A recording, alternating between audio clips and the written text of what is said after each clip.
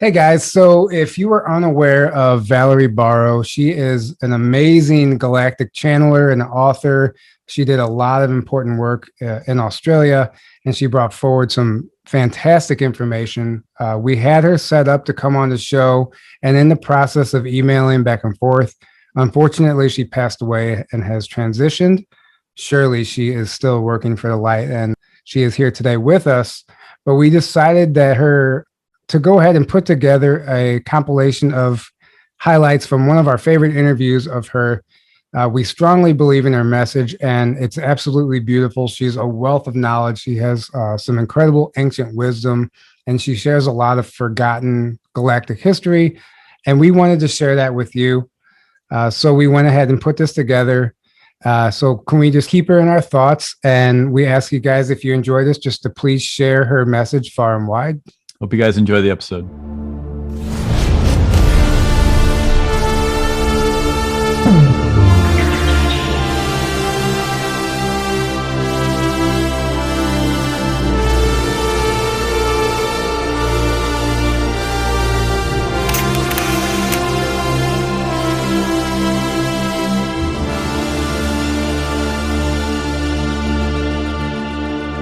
Being prompted to write. I was actually called. I was never looking for any of this. I was called and awakened one night, and a voice, very dignified voice, was asking me to stand up. And it's a bit of a long story, and I don't know how much time I've got, Stephen. So can I just I've been asked to put it all in this book now, this latest one. And in part 2, it's got where I was holding the sacred Alcheringa stone, that belong to the Indigenous people of Australia. And that seems to be a big part of my mission into helping people to understand how the clever ones actually are able to hold and know knowledge even before humans were said to exist on the planet. They know about the creation of the planet, that type of stories, and they call it dreaming. Now, I've come to understand also that the dreaming, of course, is in science where we talk about the, what do you call it? There's a name for it. Can't think of it now. It's an aspect of sleeping, and it's just the one before deep sleep. And it's part of the dreaming so that it's not linked to the brain. It still has images and it can communicate, and your higher self, your God self, actually can send messages through to you. And this is what I understand is happening to the Indigenous people, the clever ones that have been chosen, and they know it's their work when they're first born. The whole tribe know that. And they actually then just tune, be quiet, they train. There's a lot of initiation. Sometimes they have a near-death experience and come back again, which has happened to me also. And when you channel, your brain's asleep. You've got this talk and this conversation coming through. It's actually borrowed your voice box to come through and speak. I have no idea what's going to come. And this is what it is with channelers. There's many of them on the earth. I understand there's something like 144,000 that have committed to come to earth at this time, because we are gradually, with the new energy coming onto this earth all the time, it's raising consciousness. So there's layers of consciousness changing all the time, where you can look back and think, well, you couldn't talk about UFOs, say, in the 50s, people would laugh. But now there's more people opening up to it. It's a big story. This is a thing. And I think the real answer is for people to experience it themselves. And they can do that. Everybody is a star person. There's no doubt about that. And they've come from the stars, and they're influenced by the stars all the time without really realizing it. And they have thoughts and think, or dream and think, where did that come from? But it was meaningful to them, and it helped them make a decision about their life. Everybody has that in them, and we call it intuition, which means inside teaching. So we haven't been sort of just dropped here into an earth body without this consciousness coming with us, which we all refer to as the soul. And the soul consciousness is the secret. that's when you meditate and you can actually still the brain and actually connect to the soul consciousness, which can relate to your oversoul and then to your God self, if you like. Like I said, a little bit wary about the use of God, because there's been things done in the name of God which got nothing to do with God at all. And so people need to use discernment always. And that is linked to our feeling. We are all sentient beings, and so we feel. Something feels right, or it feels familiar, or it doesn't feel quite right. So we just leave that or let it go for a while. And we're training, and it's self-training, and it's discipline. And there are people that will help you to gain or tap into that actual world, that dimension, that consciousness, which is everything. And consciousness exists in everything. It just doesn't always have a language, and it's not just humans. It is in everything. And the Indigenous people in Australia understood that and know it. And so they're losing it a little now because of the white man's ways and them trying to adjust. And it's just so different. It's very hard for them to find a medium way to all interact. However, if we listen to them and quite a lot of the information that they have, we can learn a lot. And they certainly can help with understanding the environment and listening to the way the planet has been created and the necessity for it to be protected, and to, can I say, not have disagreements about whether we have climate change or not, but rather listen to the scientists that say that the world, the earth, is very badly polluted, and that is no denial. We need to deal with that. And once we deal with that, the climate will change. It'll look after itself. We have been invited by our contacts from Andromeda, who actually say they have created our planet in the first place.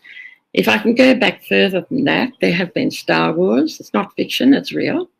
And it's in mythologies of many, many different races on this planet. And there's a reality there.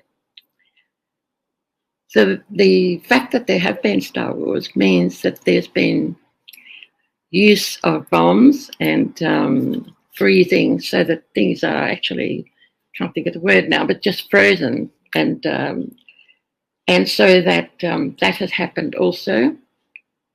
There was a time on this planet when it was the time of giants. If you go to another planet, it wouldn't look like giants, but comparing to how it is here on this earth, this planet, it was a time of giants. And there were, shall we say, illegal people that had come from the stars to occupy this earth and were misusing genetic engineering. They're very clever with that. The source asked that anyone that is using genetic engineering, that they connect with the source of all creation and find permission first for all their creations. So it's necessary that we understand that the universal laws, and the universal laws also, we have been given free will. And that means that the star people can't readily come and help us. They want to. There are many, many benevolent star people that have presented themselves in many different names. For me, they have said they are United Planetary Nations, and they have agreed to help, and they want to help, but they can't just step in and take over. So they drop little thoughts around us, and if we pick it up, it becomes our choice, and so that we can move and be led or guided from those thoughts. However, they do now want to actually present themselves in a hologram of light, the same way they did to me back in 2017. Andromeda Val, she calls herself, actually presented herself and looking very human, and presented herself in this light beside my bed, and I was awake, and I must say I was a bit surprised, but it actually helped me to understand also of how it is. They communicate mind to mind, and so to communicate they need channelers like I am, that they borrow the voice box and speak through that person. It's all been agreed to long before any of us have come. When we come, we have agreed to some certain amount of things happening in our life ahead of us. And one of the things for people like myself, with the 144,000 that have come voluntarily, they didn't have to come, but they've come to help to earth the new energy that's coming and gradually changing and calibrating the earth and bringing it back to the balance that it had before the fall of Atlantis. The earth almost died at that time, and there have been reports about that from scientists all over, and confusion for scientists also, because earth dated, shall we say, old earth became on the top of new earth, and so it's all mixed up, and that the measurement and dating could be very confusing. However, they have attempted to, with this sacred stone, for instance, in holding it, they gave a clear way of how it all happened. That was a brief overview. That is now part 2 in this book.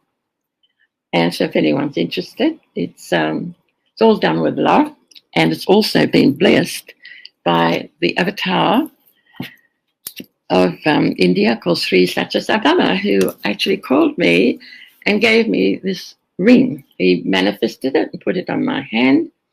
This is the one here. It actually is a diamond. And I was shown that it was actually made by extraterrestrials. I could see long white fingers working very, very fast.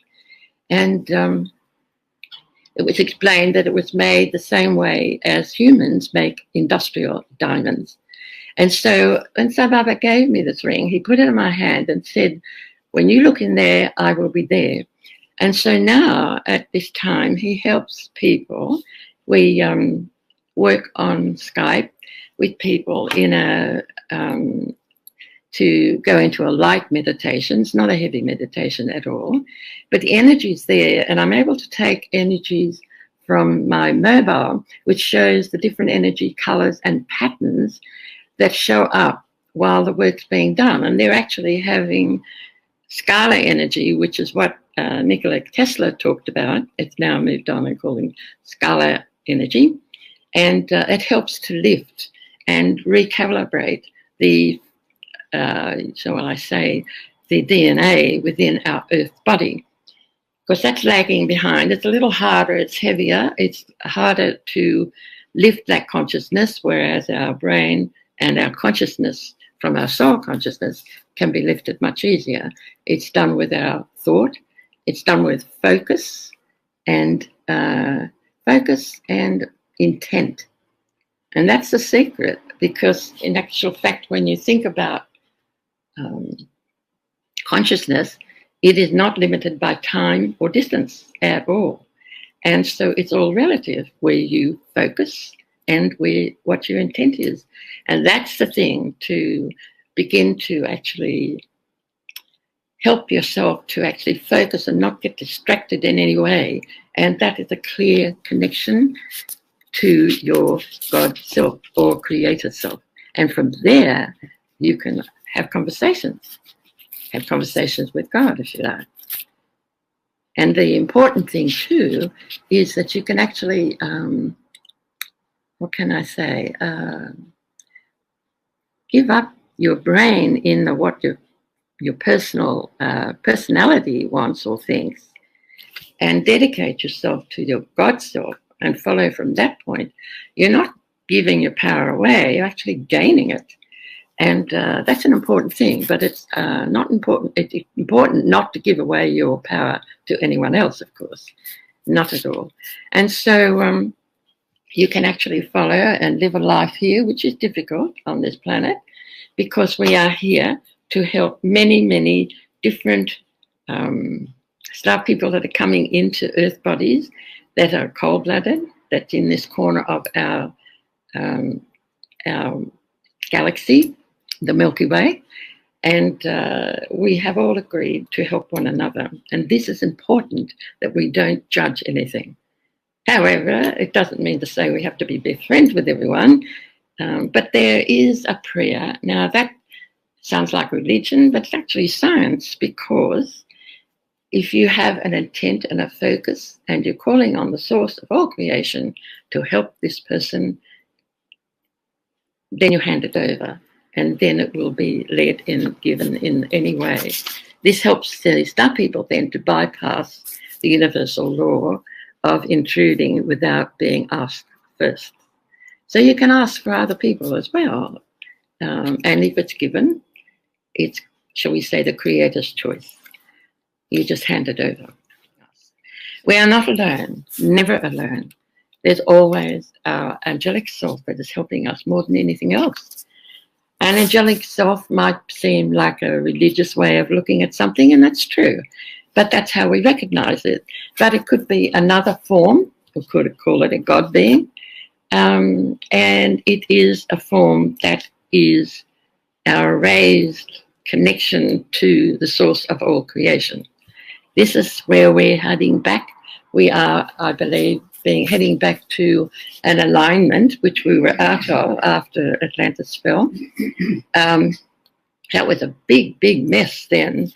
But getting back to Atlantis when it fell, it dropped in consciousness, and then it's been gradually trying to climb back up. And it's only something like 12,000 years. It was started long before that as far as Atlantis goes, but 12,000 years ago when it crashed and everything was all in a mess, absolutely being blown up, and all because scientists did do something without permission from the source. They were warned by other scientists and they didn't take any notice. And so there was a huge, huge second moon that was being created, and it went into the sea in the Caribbean near the, can't think of the name, Chicha Club. I can't pronounce it, and yet I can see the image. So this is a secret, I think, about getting out more of this knowledge, more of this information and different experiences, not sort of taking on board what feels right for you personally, but not necessarily wiping it off altogether, because it might be that you just haven't got to that layer of consciousness that it does make sense. And that's what's been happening. We've been climbing like a ladder, climbing step by step on this level, which is getting to what they call a level playing field. And if you measure it, it's the same as frequency and vibration of crystal. It's no coincidence that crystal was used in first radios and also the first discoveries, or rather attempts to explore our outer space, that type of thing. So that crystal is very important. And more and more of the teachings and words that Nikola Tesla had, he said, if you want to know about the universe, think of energy, frequency, and vibration. That sounds very simple. And of course, if you start analyzing, it really gets very complicated, and it's numbers too. I do understand it is a way of measurement, and measurement does take place with the star people, but consciousness is the thing. And so when consciousness, that means everything is happening at once. In other words, the past, the present, and the future is all together. It is where you focus and intend to focus. And drawing upon your God self, or an angelic being, if you like, or whoever you trust from other worlds, accept that they do exist and that we do not die. We leave our physical earth body, yes, that goes back, and the brain goes back to earth as dust, yes. But science will say that you cannot destroy energy. And that's true. It changes form, and that's what happened. We actually go back to the light being we have always been, as well as an earth body. We are an earth body and a light body, and the consciousness interact there, both of them. So getting caught up with all these technology and understanding, that's fine. And if that helps you to understand something, that's fine too. And so we need to respect always all the different ways people talk about things, and not be rude or brush it off. Just think, well, it doesn't quite fit with the way I've been shown or whatever. Honor each person and respect each person. And that goes in all the different customs and cultures and the peoples that are on, the races that are on this planet Earth. That way we will find peace, because it's only misunderstandings that causes conflict. We can always agree to disagree, but most of the time, if we just keep rephrasing the way we speak or express ourselves, sooner or later you find we're all talking about the same thing. It's just that we were saying it in a different way. Understand, if you go to consciousness only, telepathic communication, there's less likely to be misunderstanding. Now, Uluru is another thing altogether, because I believe there are Indigenous people, the clever ones will say that Uluru has come from the stars. Well, holding the sacred stone, and I didn't know anything, I only heard all this afterwards, that Uluru had come from the stars. And there was a conflict in that scientists say, no, it couldn't have come from the stars. There could be a huge impact crater, but it would have exploded, and it would not be really real evidence of an asteroid coming in. Well, the Star people have actually asked me now to write another book, which will be published in about 6 months. I've sent the manuscript now to the editors at the publishers, and so they're working on it. But I've also worked with a scientist, and he was a bit cheery. No, it couldn't be an asteroid and survive. However, when I gave him the clues that Alcheringa gave me or us, he started to change his thinking. And so we did put together a, what can I say, a PowerPoint presentation for scientists. We didn't talk about Star people because they haven't been officially accepted yet. As soon as they are, all, shall we say, theories or hypotheses that scientists have without the answers that they're looking for will be clarified. The Star people will be able to clarify and help them also how to get our planet back onto balance and the way it is meant to be from when it was first created. They have actually put out an announcement, and that is on my website. Also, with a YouTube. I did channeling. Like I said, I don't know what's going to come. They just borrow my voice box and takes over. And they said they would like to meet the leaders. And so there's nothing I have to do, they said to me, but there's that invitation. So they really are working and wanting to communicate officially, and they will come. And they will present themselves in a hologram of light, the way they did beside my bed. They have the technology. They have the radio connection already with different radios. It's like radio. From our point of view, it's a bit hard to accept, but they have the advanced technology that does it. And we connect to Andromeda whenever we have our monthly meetings. And so they give us information or answer questions, that type of thing. And so it's quite exciting actually now, because they do want to come and present themselves in a hologram of light. And that's quite wonderful. And hopefully it will happen, and fairly soon, I think, because they are concerned about the state of our planet. It needs to be rethought about how it's used, how it's misused, and how we need to heal it. This one called The Secret Places of Light. It's a very appropriate, I don't know if anybody's seen it, by George Hunt Williamson. Hang on, there you go.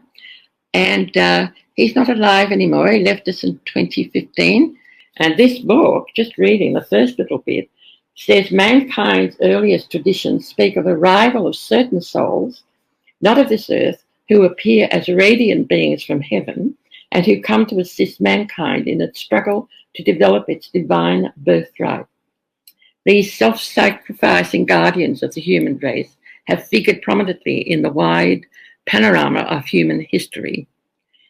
I really would recommend it. You can still get the book, and it's I got mine from Booktopia, and it's got a lot of information, and particularly about early ancient Egypt, which was the follow-on after Atlantis fell, and it was such a mess, and it had to be closed off. There's a net that you can't see with your eyes, but it holds our atmosphere in.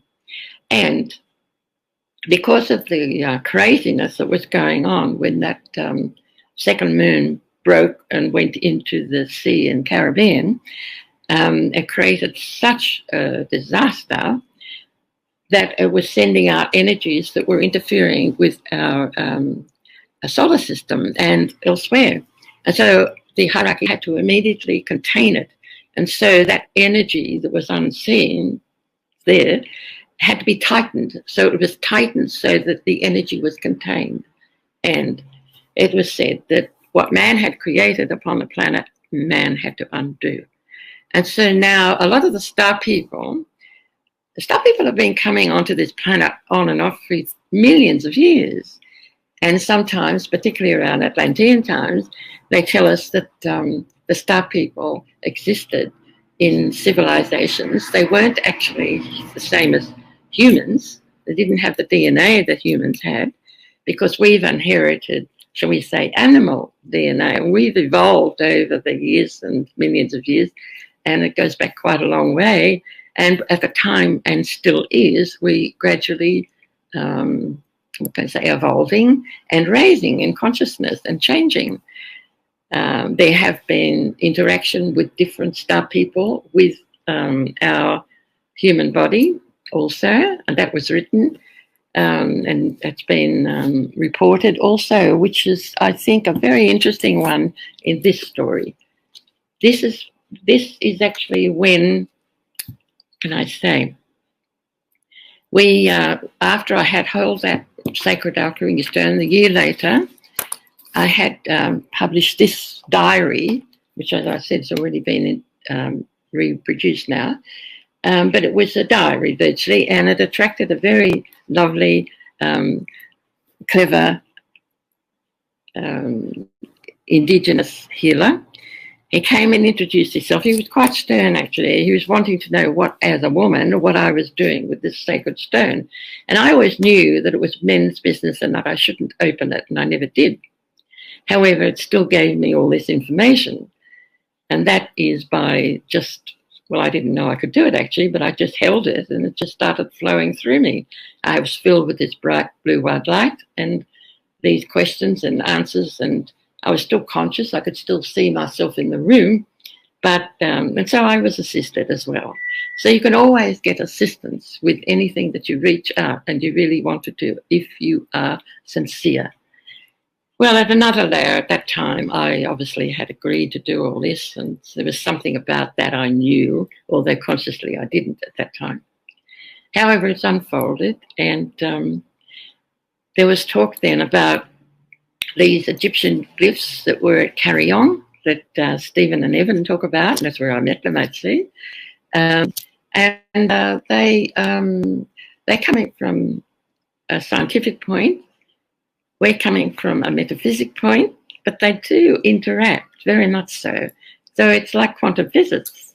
Quantum physics, it's all part of the same thing. It's just that we haven't actually begun to explore that larger picture. And I think Alan was talking about that, and he was, definitely. So it's a case of opening up and finding a different way, and also making a ceremony, if you like, of that you would like to know more and connect to your God self. Once you start doing that, things will happen. Be aware of signs and symbols. They're very important in that they teach a lot. There's an understanding. As I said, there's not the same understanding for each person. The first Lion's Gate was Uluru, because the Leonine race from our, Milky Way have actually, from Sirius, they actually came, they were part of the requirement by the hierarchy to help change the what was happening upon this earth. It was getting so that it was out of control. The huge dinosaurs had eaten all the foliage. They were dying back. Their bodies weren't going back quickly enough into the earth. The whole environment, the atmosphere was changing, and it was wrecking what the environment, what the hierarchy had actually created in the first place. And so it had to be stopped. They didn't like doing it, but what they did do is actually use these. My husband, actually, John, remembered the life of a lion and the lion people, and how they were like the cosmic cops. And so they sort of acted a kind of peacemakers. However, bombing Earth to recreate and let go all that existed at that time, which was something like 60 million years ago, because with the experiments of the illegal occupiers of our planet, they just came and took it over. This is the cold-blooded people. They actually took it over, and they we can't judge them, but they did take it over, and they were using experimental, having fun, actually creating new works of art all the time as they saw it. And so there were new animals, new birds, new crustaceans, a whole lot of things. There's a real story in it, and it's all comes out and explained in this book. This book was actually came together by many people remembering being star people and remembering the event that happened at that time. That was nearly 1 million years ago. Now, time differs with the star people and here. So it was a long time ago. You could say 700,000 to 900,000 years ago. And that was when we were lifted from animal man to human. Human is light. And so we were lifted with a soul and a light being as well, and which is what we have gone on to be, and who have eventually become, because there have been more evolvements down through the time since then. But that was the big change. And we started to get this story after our friend Jerry, who took us, the Aboriginal clever fellow, the healer, took us to the site at Carillon. And these Egyptian-like hieroglyphs actually somehow opened us. We were all mediums, and they all, it seemed to unlock this memory of being star people. And then more heard about it and more contacted me, and it seemed like I was the one that had to put it together, because my role at another time completely was with Alcheringa, who's always been known by many of the Indigenous people here, especially on the eastern side of Australia and Central Australia, always been helping.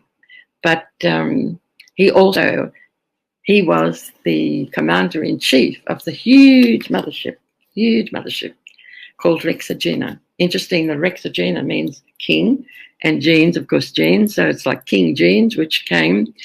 They had it was very difficult. It's a long story. Recommend that people read it just to get a feeling about it. And once they understand and know, so many have since contacted, and I'm sure it's been passed on so that thousands know and remember of that particular event. Upstairs told me at the time that it was being written that all the people in the whole of the galaxy knew about the event, and they were very upset about it.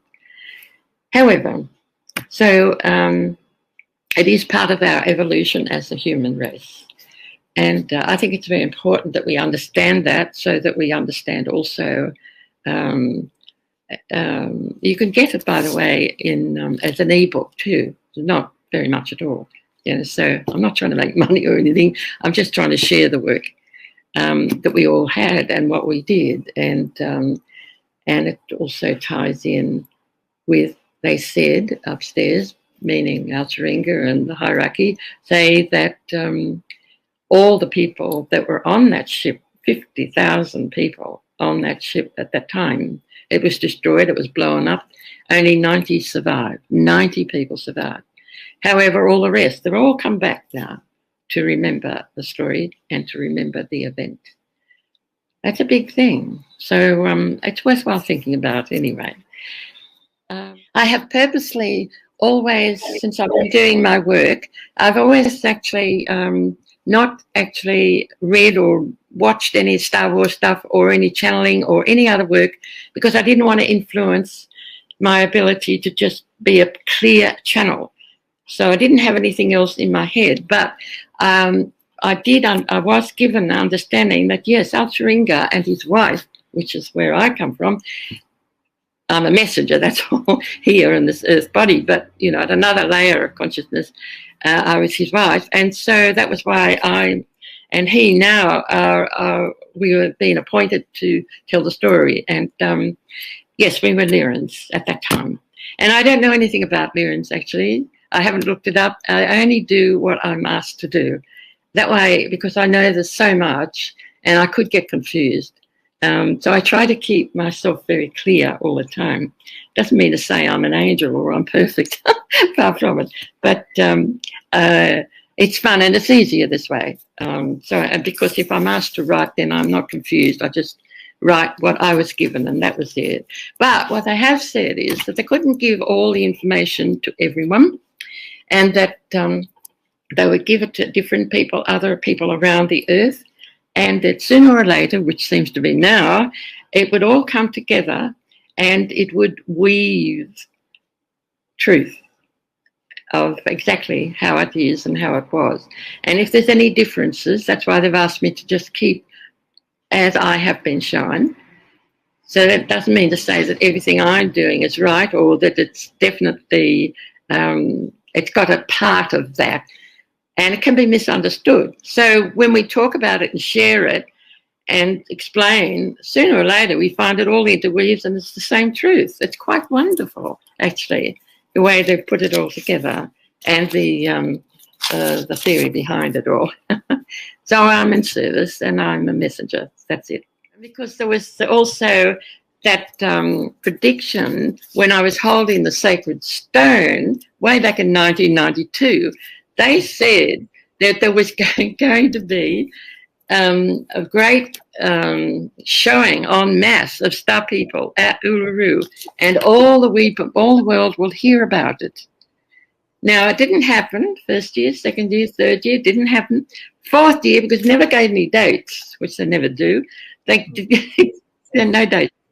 However, it did happen, except when I tuned into them and asked, well, what happened? Why, you know? Well, they said, we could see you, but you couldn't see us. So they're operating at a different layer of consciousness, right? And they said, Alcheringa actually apologized on the plane going home. He was talking to me, and he said that they were apologized, that they didn't show themselves en masse because of COVID-19. That everyone there was around the world, it was so much sickness, so much confusion about the future, and people were unhappy and worried, all that. They said that if they'd shown themselves en masse with all the fiction of movies they make about being attacked, etc., that they thought they'd have a nervous breakdown. So, so they didn't do it. I absolutely have no doubt the star people exist. Yeah. And I haven't actually made a point of saying that the people that I contact now, at the moment, the last meeting we had, which was just in August, and it's on YouTube, it's not on my website even yet because we do a transcript, they're in our future. They tell us they're 6,000 years in our future. So they came back. So they're like, I'm here and they're there, but they're communicating. They're back from the future. It's weird at 6,000 years. And you think, you can't get your head around that. But when you realize with quantum physics and everything happening at once, and even Einstein saying everything's relative, it's where your mind is focused. And like I have said, the past, present, and future are all happening at once. Yeah. They are. But when you start, so say, analyzing and, you know, you come into and you're focusing, then you use measurements and that type of stuff in this reality, in this particular world that we live in here. Like with our eyes, we can only see so far into outer space, but we've got all these explorers that are sending back all these wonderful images. we wouldn't see that unless we had something assisting us to bring back. And then there's another one I like too, is the fact there's different layers of consciousness. Well, what about the layer of consciousness that's very busy with life forms of bacteria and virus? That exists. We see that in a microscope, but we can't see it with our physical eyes. So straight away, come on, open your minds a bit. There's a lot of things that we don't understand because we are limited in a physical earth body, but not with our soul consciousness, with our God self. We are given what we need to know. As part of what's happening in the future, it's like almost, from my understanding, and I don't ask these questions, I just accept what they give me or what they ask me to do. And with the future, what I feel is it's like we need to trust, because I think the future can take many different tracks, right? You could sort of start walking this path, then suddenly you veer off and you're on another one. That's your future too. That future for that person is different from that future there for that person, that type of stuff, right? So it can be very confusing, and it's the same for the big picture, like the universe. And when I talk about universes, to me, there's no outside of, I try to think or explain what a universe is, and I heard Professor Michio Kaku. Have you heard? I like listening to him. He explains, he talks about bubbles. And in some ways, a bubble can sort of come together and become one bubble, or it can disappear altogether. I think we can create, and we have a choice too. And I think that's actually what's happening now. Yeah. They have explained, they've talked about how there's a separation that's been on the books prophesied for a long time, even in the Bible. You know, the wheat from the chaff stuff. It's not because a man with a long white beard is saying, you're good, you're not, you're good, you're not. It's nothing like that. It's to do with what our body, if you like, in this layer of consciousness, can handle, the strength of the energy and the frequency. And that is everything. And that's light. And when you think about it, it's connected to the sun. And if we talk about the sun can be so hot, it can destroy. But it also can nurture and help things to grow. So, you know, we're caught with this energy. It seems to fit where it's almost like there is an intelligence there that we don't understand totally in our physical brain at all. Yeah, that's another thing. People, if they trust and they're following their feelings and their intuition, which is inside teaching, if they're following that, they'll be at the right place for whatever's meant for them, even though they might not consciously be aware of it. That's to do with trust as well.